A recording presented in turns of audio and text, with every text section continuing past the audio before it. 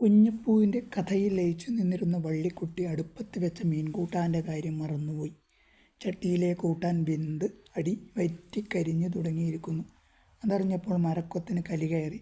കൂത്തിച്ചു മോളെ, ആണുങ്ങൾ വർത്താനം പറയുമ്പോൾ ഓലെ ചിറിയിലേക്ക് നോക്കി നിന്ന് കൂട്ടാനൊക്കെ മരക്കൊത്തൻ കയ്യിൽ കിട്ടിയ വസ്തു അത് ഇരുമ്പാണി പൊതിയാണെന്നോർക്കാതെ അടുക്കള വാതിലിന് നേർക്ക് വലിച്ചെറിവ് കൊടുത്തു.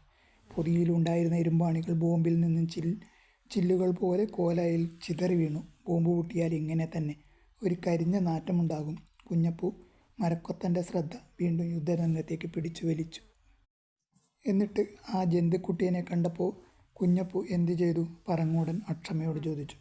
കുഞ്ഞപ്പൂ കസേരയിൽ നിന്നും താഴെ ചാടി അറ്റൻഷനായി നിന്നു. ഒരു സല്യൂട്ട്. ഓസിയെ മുന്നിൽ കണ്ടപ്പോഴുണ്ടായ ആക്ഷൻ. അപ്പോൾ ഓസി കുഞ്ഞപ്പൂവിനെ അടി മുതൽ മുടി വരെ ഒന്ന് നോക്കി. പിന്നെ രണ്ടടി മുന്നോട്ട് വെച്ച് കുഞ്ഞപ്പൂവിന് ഷെയ്ക്ക് ഹാൻഡ് കൊടുത്ത് തലകുനിക്കി സകലരും കേൾക്കെ ഉറക്കെ ഹിന്ദുസ്ഥാനിയിൽ ഒരു പ്രഖ്യാപനം. തുംകു വീസി മിൽനേക്കു ഹം റെക്കമെൻഡ് കരേംഗ.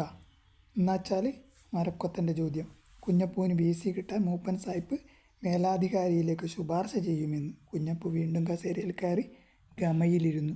അതെന്ത് കരിമ്പാടാട്ര ആ വീശി? വേലുവിൻ്റെ ചോദ്യം. കുഞ്ഞപ്പൂവിൻ്റെ ഭാഷ്യം.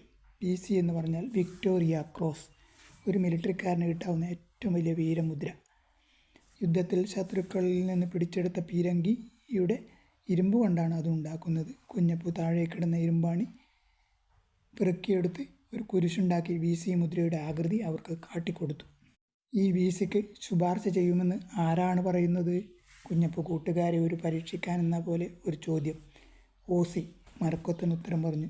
ശരി, ആരോടാണ് ഓസി ഇത് പറയുന്നത്? ചോദ്യം പറങ്ങോടനോടാണ്.